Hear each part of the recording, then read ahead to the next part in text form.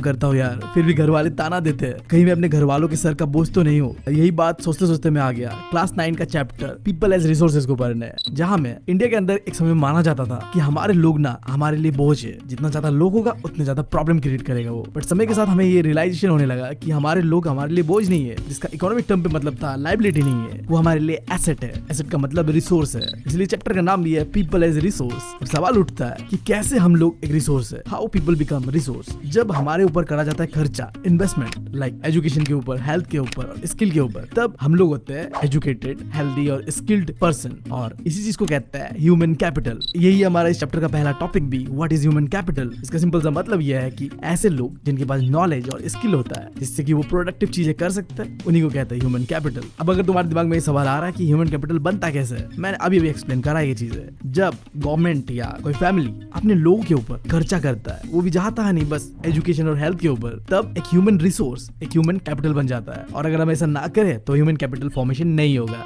खैर, जो बात रहा कि कैसे जब हम खर्चा करते हैं तो हमारा ह्यूमन रिसोर्स, ह्यूमन कैपिटल बनता है, इस चीज को समझने के लिए एनसीईआरटी पे एक बहुत ही अच्छा एग्जांपल दिया हुआ है, उसे देखते हैं। एक गांव हुआ करता था सीमापुर, वहां में रहते थे दो लौंडे, साकाल और बिलास। साकाल का पापा था फार्मर और मम्मी थी हाउसवाइफ, और दोनों ही माँ बाप चाहते थे कि उनका बेटा पढ़ लिख कर कुछ बड़ा करे, और ऐसा करता भी हमारा साकाल। पहले स्कूलिंग कंप्लीट करता है एंड देन एक वोकेशनल ट्रेनिंग होता है कंप्यूटर सिखाने को लेके, जिसके लिए साकाल का पापा लोन लेके साकाल को ये वोकेशनल ट्रेनिंग कंप्लीट करवाता है। जिसका नतीजा ये होता है कि साकाल और मेहनत करता है, हार्डवर्क करता है, और उसे मिलता है एक प्राइवेट कंपनी पे जॉब, जहाँ वो बनाता है एक सॉफ्टवेयर, जिस वजह से उसे मिलता है प्रमोशन। इस प्रमोशन ने उसके और उसके फैमिली का लाइफ बेटर कर दिया था। और दूसरी तरफ था बिलास, जिसके 2 साल की उम्र पे उसका पापा गुजर जाता है और उसकी मम्मी के कंधों पे आ जाता है घर का बोझ। वो मछली बेच बेच के अपनी फैमिली को चला रही होती है, और ऊपर से हमारे बिलास को था एक बीमारी, अर्थराइटिस। बट इलाज करने के लिए उनके पास पैसा नहीं था, और ना ही पढ़ने के लिए स्कूल पे उनके पास पैसा था। ऐसे ही थोड़ा समय बीतता है और बिलास की मम्मी भी बीमार पड़ जाती है। फिर ना चाहते हुए बिलास अपनी मम्मी की तरह ही मछली बेचने लगता है, और वो हमेशा हमेशा के लिए गरीबी के चंगुल पे फंस जाता है। तो तुमने देखा यहाँ पे किस तरीके से जब साकाल के माँ बाप ने अपने बेटे के पढ़ाई के ऊपर, हेल्थ के ऊपर खर्चा करा तो एक ह्यूमन कैपिटल बनता है। और दूसरी तरफ था बिलास, जिसके माँ बाप ने उसके हेल्थ और एजुकेशन पे खर्चा नहीं करा, और इसका नतीजा ये होता है कि वो घर का बोझ बन जाता है। बट सही मायने पे अगर घर का कोई बोझ है ना, तो वो मैं हूँ यार। मतलब मेरा पूरा खानदान एक्सट्रोवर्ट है, पता नहीं मैं कहाँ से इंट्रोवर्ट पैदा हो गया हूँ। मतलब अगर घर पे कोई गेस्ट भी आ जाए ना, तो मैं अनकंफर्टेबल फील करने लगता हूँ। ऐसा लगता है कि भाई वो मेरा इज्जत पे हाथ डाल देगा। खैर, इसी एग्जांपल से तो आगे टॉपिक मिलता है हमें, virtuous cycle and vicious cycle. अब वर्चुअस साइकिल में क्या होता है, तुम्हारे माँ बाप तुम्हारे हेल्थ और एजुकेशन पे खर्चा करते हैं, और ये चीज तुम्हारे लाइफ को बेटर कर देता है, और ये आगे आने वाले जनरेशन की लाइफ को भी बेटर करता है। तो एक वर्चुअस साइकिल क्रिएट करता है। और वही उल्टा ले लो, अगर तुम्हारे माँ बाप तुम्हारे हेल्थ और एजुकेशन पे खर्चा नहीं करता है, तो तुम्हारा जिंदगी बद से बदतर होगा, और तुम्हारे आने वाले जनरेशन का भी जिंदगी उतना ही बुरा होगा। अब साकाल का सीन सही था, क्योंकि वो वर्चुअस साइकिल को एंजॉय कर रहा था, और दूसरी तरफ हमारा विलास फंसा हुआ था विशियस साइकिल पे। बट मुझे समझ नहीं आ रहा मेरे माँ बाप ने किस चीज पे फोकस करा था। भाई मैं तो अपना स्लीप साइकिल तक ठीक नहीं कर पा रहा, अपना लाइफ के खाक ठीक करूंगा। खैर देखो, ह्यूमन कैपिटल के मामले में ना, जापान दुनिया में एक ऐसा एग्जांपल है जिसने अपने ह्यूमन कैपिटल को सबसे अच्छी तरीके से इस्तेमाल करा। जापान एक ऐसा कंट्री है जहाँ में नेचुरल रिसोर्सेज का कमी है, तो उन लोगों ने अपने लोगों के ऊपर इन्वेस्ट करा, उन्हें एजुकेट करा, उनका हेल्थ को इंप्रूव करा, जिसका नतीजा ये होता है कि यही एजुकेटेड और हेल्दी लोग आगे जाके इस्तेमाल करते हैं टेक्नोलॉजी और स्किल का, और अपने कंट्री को करते हैं डेवलप। अब बढ़ते हैं अगले टॉपिक पे, जो कि है economic activity by man and women. पहले समझो कि इकोनॉमिक एक्टिविटी क्या है। जब हम कोई काम करते हैं और उसके हमें पैसे मिलते हैं ना भाई, तो उसे कहते हैं हम इकोनॉमिक एक्टिविटी। इकोनॉमिक एक्टिविटी भी ना कई तरह के होते हैं। लाइक अगर कंट्री के अंदर पे तुम सेक्टर वाइज डिवाइड कर दो ना, तो एक होता है प्राइमरी सेक्टर, जहां में एग्रीकल्चर या उससे रिलेटेड चीजें करवाया जाता है, like farming, fishery, forestry, mining. दूसरा सेकेंडरी सेक्टर, जहां में मैन्युफैक्चरिंग और इंडस्ट्री के काम होते हैं। और तीसरा टर्सरी सेक्टर, जहां में सर्विस रिलेटेड काम होते हैं, like banking, education, transportation, health care. इसके बाद यार मैं सोच रहा था कि जो भी हम चीजें करते हैं ना, कि हर चीज के लिए पैसे मिलते हैं क्या? आई गेस नहीं मिलते। अगर तुम एक्टिविटीज को डिवाइड करो market and non market activities पे, तुम देखो कि जो मार्केट एक्टिविटी होता है ना, वहां हमें पैसे मिलते हैं, लाइक कोई भी जॉब हो गया, प्राइवेट, गवर्नमेंट या कोई बिजनेस हो गया। और दूसरी तरफ नॉन मार्केट जो एक्टिविटी होता है ना, उसके हमें पैसे नहीं मिलते हैं। लाइक अपना ही खेत पे भाई हल जोत रहे हैं, उसके थोड़ी हमें पैसे मिलेंगे। और हमारी मम्मी आज होते हैं, वो घर के काम करते हैं, उन्हें भी उनके लिए पैसे नहीं मिलते। बट ऐसा नहीं कि वो काम यूजलेस है, वो भी एक तरीके एक्टिविटी है, बट हाँ उसके कुछ पैसे नहीं मिलते, तो वो नॉन मार्केट एक्टिविटी है। अब अगला टॉपिक है gender role in economic activity. अब पहले समय में इंडिया में क्या होता था, ज्यादातर बाहर के काम मर्द करते थे और घर के काम औरतें करते थे, क्योंकि जब बात आता था पैसे कमाने का ना, तो वहां तुम्हें चाहिए एजुकेशन और स्किल। और इंडिया के वुमेन्स के साथ ऐसा सीन था, उनके एजुकेशन पे इतना ध्यान नहीं दिया जाता था, जिस वजह से उनके पास स्किल नहीं था कोई, और इसी वजह से उनका इनकम भी इतना खास नहीं था। Most of the women unorganise sector पे काम करते थे, या फिर वो अपने पति के ऊपर ही डिपेंड होते थे। फिर समय बीतने के साथ साथ वुमेन्स को मिलता है एजुकेशन, जिससे कि वो डेवलप कर पाते कोई स्किल, और वो अच्छा खासा कमा भी रहे। अब तुम देख लो यार, हर साल का टॉपर लिस्ट लॉन्डिया ही फाड़ रहे हैं। हम लौंडे तो यार आशिकी में व्यस्त है। खैर जो बात रहा ऐसे काम जहाँ पे स्किल और एजुकेशन चाहिए होता है, वहाँ मैन और वुमेन बराबर कमाते हैं आजकल।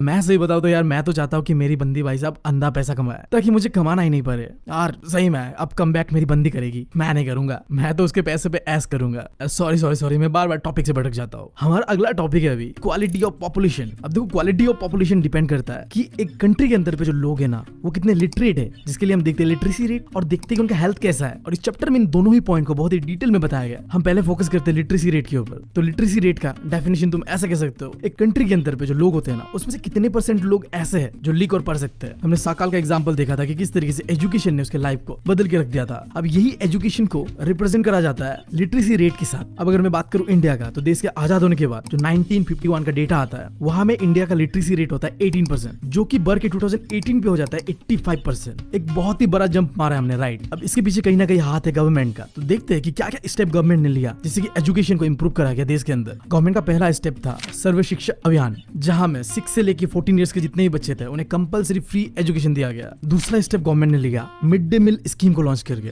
और तीसरा चीज, देश के हर एक डिस्ट्रिक्ट पे खुलवाया गया नवोदया विद्यालय। ये एक तरीके का खतरनाक स्कूल होगा, मैं स्कूल नहीं कहूंगा इसे, जेल ज्यादा कहूंगा, जहां में जितने भी भाई साहब खतरनाक वाले स्टूडेंट होते हैं वो पढ़ते हैं। हमारे काम का नहीं, हम तो बैक बेंचर्स है। फिर फोर्थ, जो हाई स्कूल में पढ़ने वाले बच्चे थे ना उन्हें वोकेशनल ट्रेनिंग दिया गया जिससे कि जॉब मिलने उन्हें आसानी हो। और आखिरी चीज तुम देखोगे कि एजुकेशन के ऊपर गवर्नमेंट ने ओवर द ईयर काफी पैसा खर्चा किया। लाइक 1951 से 52 तक एजुकेशन के ऊपर खर्चा करा गया था 0.64%। अब ये चीज बढ़ के 2019-20 पे 3.1% होता है। फिर 2020-21 पे ये थोड़ा सा कम के 2.8% है। फिर भी तुम कह सकते हो अभी भी गुंजाइश है कि चीजों को और बेहतर करा जा सकता है। अभी भी एजुकेशन को लेके इंडिया में कई सारे चैलेंजेस है, दिक्कतें है। लाइक लिटरेसी रेट के मामले पे मेल का लिटरेसी रेट 16.1% ज्यादा है फीमेल से। और अगर शहर और गांव को कंपेयर करो तो अर्बन एरियाज यानी कि जो हमारे शहर है ना वहां में लिटरेसी रेट 14.2% ज्यादा है अभी भी गांव से। और अगर तुम स्टेट वाइज देखोगे लिटरेसी रेट किसका कैसा है, तो एक डेटा आया था 2011 का। इसके हिसाब से इंडिया का सबसे ज्यादा लिटरेट वाला स्टेट है केरला, जहां में 94% लोग पढ़े लिखे हैं भाई। और सबसे कम है हमारा बिहार, जहां में 62% है लिटरेसी रेट।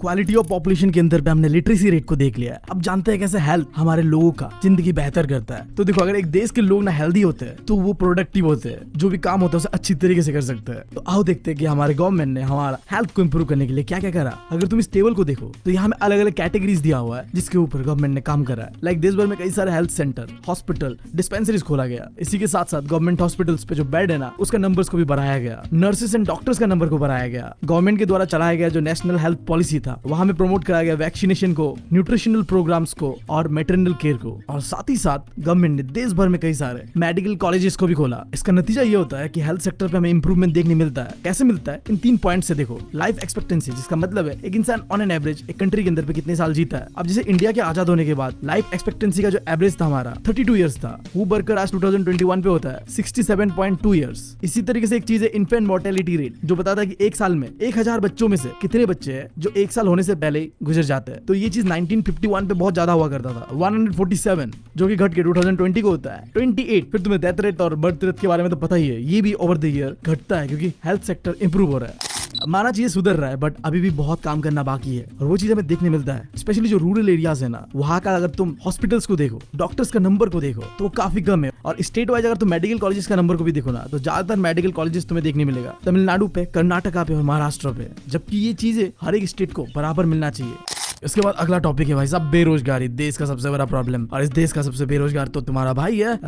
घर में खाना खाने बैठता हूँ तो गाने से ज्यादा तो ताना सुनता हूँ यार। तो यार ये टॉपिक मैं तुम्हें बहुत अच्छे से पढ़ा पाऊंगा। तो बेरोजगारी यानी अनएम्प्लॉयमेंट का मतलब होता है जब तुम काम करना चाहते हो, चाहे कितने भी पैसे दे रहे हैं बट तो फिर भी नहीं मिल रहा होता है, उसे कहते हैं अनएम्प्लॉयमेंट। ये हमें जो कहा गया एग्जिस्टिंग वेज, यानी कि जितने पैसे पे सब काम कर रहे हैं तुम भी उसी पैसे पे काम करना चाहते हो बट फिर भी तुम्हें काम नहीं मिल रहा यार। दुख है। खैर बात करते हैं अब अनएम्प्लॉयमेंट का। तो बेसिकली 2 तरीके का अनएम्प्लॉयमेंट होता है, एक जो शहर में होता है और एक जो गांव पे होता है। पहले बात करते हैं रूरल अनएम्प्लॉयमेंट का, जो कि गांव में होता है। बेसिकली 2 तरीके का होता है। एक होता है सीजनल अनएम्प्लॉयमेंट, जहां लोगों को बस कुछ समय के लिए जॉब मिलता है। मेनली एग्रीकल्चर पैसा होता है, जब खेती बाड़ी का समय आता है तभी तुम्हें जॉब मिलता है, बाकी समय तुम ऐसे नल्ले बेरोजगार बैठोगे। फिर दूसरा है डिस्गाइज अनएम्प्लॉयमेंट। अब यहाँ क्या होता है, जितने लोग तुम्हें चाहिए ना काम करने के लिए उससे ज्यादा लोग काम कर रहे होते हैं। एग्जाम्पल के लिए मान लो एक खेत पे 8 लोग काम कर रहे हैं बट चाहिए 5 लोग, तो 3 लोग जो है वो क्या है, डिस्गाइज अनएम्प्लॉयड है। ये लोग अगर नहीं भी काम करेंगे तो चल जाएगा। कभी कभी मुझे लगता है कि मैं भी अपने घर का डिस्गाइज मेंबर ही हूँ। मतलब अगर मैं नहीं भी रहूँ तो किसी को कोई फर्क पड़ेगा नहीं, वो तो मैं गलती से पैदा हो गया यार, क्या करे।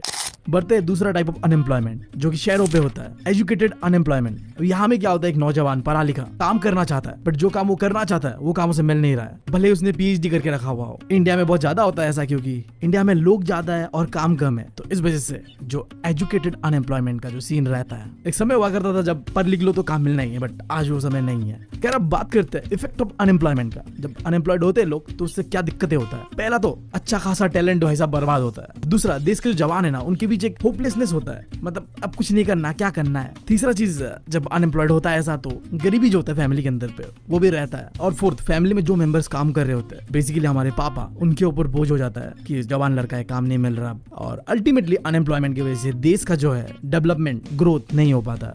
इसी के साथ वीडियो हो चुका है खत्म। उम्मीद है तुम लोगों को पढ़ के पसंद आया होगा ये चैप्टर। अगर पसंद आया यार तो खुद तो करो ही करो, अपने दोस्तों को भी कान पकड़ कर भाई साहब सब्सक्राइब करवाओ और शेयर करवाओ यार।